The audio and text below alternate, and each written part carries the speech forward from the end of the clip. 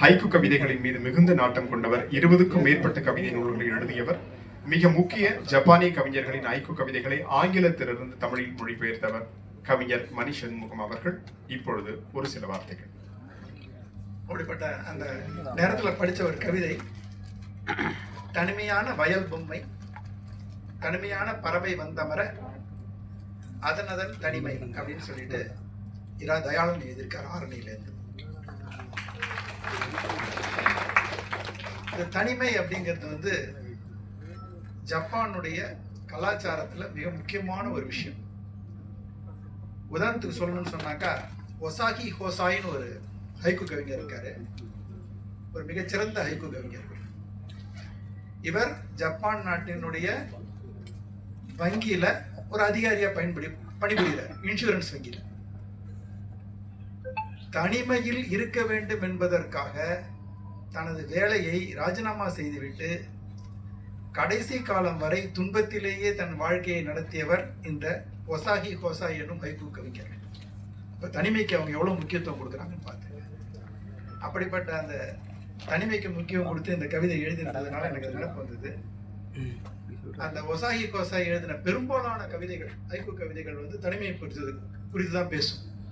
ஒரு முக்கியமான கவிதை சொல்லணும்னு சொன்னா, இருமலை கூட காஃபி, இருமலை கூட தனிமையில் தான் நான் செய்து கொள்கிறேன் அப்படின்னு எழுதியிருக்காரு ஒரு ஹைக்கு கவிதை.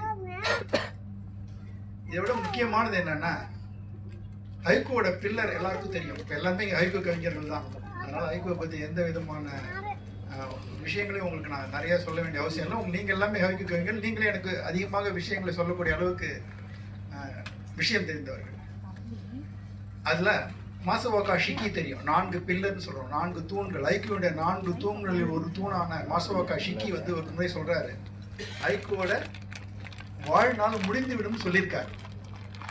இதை பொய்த்து போக வைக்கும் அளவிற்கு இன்று வரை நாம் தொடர்ந்து பாடுபட்டு கொண்டிருக்கிறோம். இத்தகைய முயற்சிகளை ஜப்பானிலேயே முதலில் செய்தவர் அந்த ஒசாகி கோசாய். அவரை போன்றவர்களும் நம்மும் சேர்ந்துதான் நமது தூண் செய்த ஒரு ஆருடத்தையே இன்று தவறு என்று நிரூபித்துக் கொண்டிருக்கிறோம். அதற்காக ஒவ்வொருவரும் தங்கள் முதுகிலே கட்டி பாராட்டிக் கொள்ளலாம்.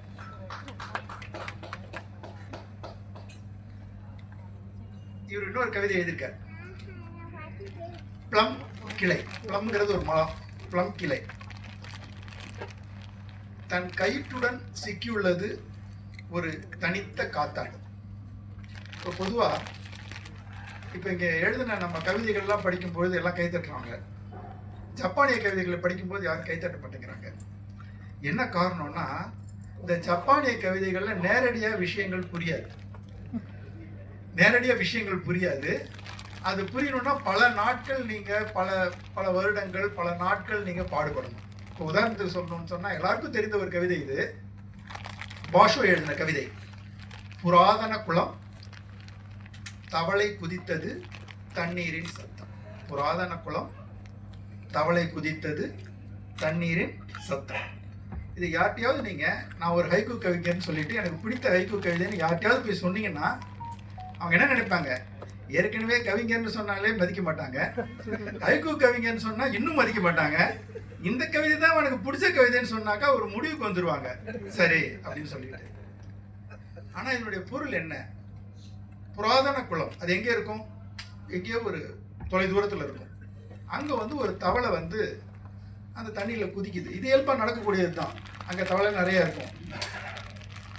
தவளை ஒரு தண்ணியில் குடிச்சாக்க ஒரு கிளக்குன்னு ஒரு சத்தம் வரும். அந்த சத்தம் பெரும்பாலும் கேட்காது. தவளை கத்தனா கேட்கும். தவளை தண்ணியில் குதி சத்தத்தில் நம்ம இது வரைக்கும் கேட்டதில்லை. தவளை கத்துற ராத்திரி மழை பெஞ்சுன்னா நம்ம அது கத்துற சத்தத்தை கேட்டிருக்கோம். அப்போ அந்த சத்தம் கேட்கும் பொழுதுதான் அந்த கவிஞனுக்கு என்ன தோணுதுன்னா, அங்கே அந்த தவளையோட சத்தம் கேட்கக்கூடிய அளவிற்கு மிகுந்த அமைதி நிலவியது என்பது அவனுக்கு தோன்றியது. இப்போ இதில் என்ன தெரிஞ்சுக்கணும்னா, அமைதியை நீங்கள் தெரிந்து கொள்ள வேண்டும் என்றால் உங்களுக்கு சத்தம் தேவை. அதுதான் அந்த கவிதையோட பொருள். அமைதியை கொண்டு தெரிந்து கொள்ள முடியாது. எதை கொண்டு தெரிந்து கொள்ள முடியும்? அர்த்தத்தை கொண்டு தெரிந்து கொள்ள முடியும். அதனால்தான் இந்த கவிதை என்ன சொல்றாங்கன்னா, இதற்கு இணையான ஒரு கவிதை இந்த உலகத்தில் இன்னும் எழுதப்படவில்லை என்று சொல்கிறார்கள். அப்புறம் இன்னொரு கவிதை படித்தேன். ஸ்டீவி முத்துவேல் துபாய் அவர் எழுதியிருக்கார். வசந்த கால மரத்தடியில் கணித வகுப்பெடுக்கும் ஆசிரியர். வசந்த கால மரத்தடியில் கணித வகுப்பெடுக்கும் ஆசிரியர், பூக்களை எண்ணும் சிறுமி அப்படின்னு சொல்லிட்டு ஒரு கவிதை எழுதியிருக்காரு. நல்ல கவிதை. இதுல பூக்கள் அப்படிங்கிறதும் ஜப்பானுடைய மிக முக்கியமான ஒரு சக்குரா ஃபெஸ்டிவல் ஒன்று கொண்டாடுறாங்க. ஜப்பான்ல கொண்டாடுறாங்க சக்குரா ஃபெஸ்டிவல். அந்த சக்குரா ஃபெஸ்டிவல் அப்படிங்கிறது என்னன்னா, அந்த சக்குரா மலர்கள் மலர்ந்துருக்கும், அது கீழே விழும். அந்த நேரத்தில் குடும்பத்தோட அந்த மரத்தடியில் அமர்ந்து தேநீர் அருந்துவார்கள். இதுதான் அந்த ஃபெஸ்டிவல், சக்குரா ஃபெஸ்டிவல். ஜப்பானியர்களுக்கு மிக முக்கியமானது சக்குரா மலர்கள், தேநீர், அதை பார்க்கறது, வாட்டர் கலர், கேலிகிராஃபி, ஹைக்கூ எழுதுவது. இவ்வளவுதான் ஜப்பானுடைய மிக முக்கியமான விஷயம். ஜப்பானியர்களை பொறுத்த வரைக்கும் மிக முக்கியமான விஷயங்கள் இவ்வளவுதான். ஒரு அமெரிக்காவுடைய ஹைக்கூ கவிஞர் இருக்காரு, ஜானி பெரன்ஸ்கின்னு சொல்லிட்டு. அவர் ஒரு கவிதை எழுதியிருந்தார். நான் வருவதற்கு முன்பாகவும்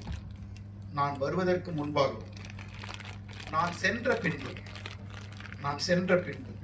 பேரி மலர்கள், பேரிக்காய் பார்த்திருப்பீங்க, பேரி மலர்கள். நான் வருவதற்கு முன்பாகவும் நான் சென்ற பின்பும் பேரி மலர்கள் எழுதியிருக்காரு. நம்ம ஏற்கனவே படிச்சிருக்கோம்.